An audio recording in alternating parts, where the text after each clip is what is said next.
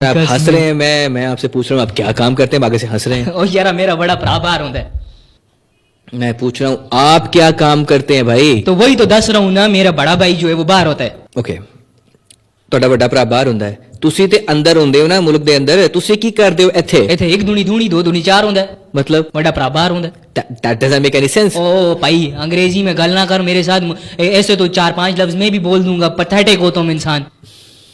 यार मेरी बात सुनो, यानी कि वो बाहर आपका भाई काम करता है और बाकी जो सारा टब्बर है ओ सारा टब्बर वेला कार होता है।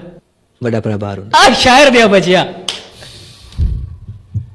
मैं वही कह रहा हूँ कि मतलब आप काम भी नहीं करते, बेरोजगार हैं, आपने इतने अच्छे कपड़े पहने हुए हैं, घड़ी पहनी है, मतलब कुछ सेंस नहीं बन रही थी। बड़ा मेरे लड़ पण तो विचार होता है।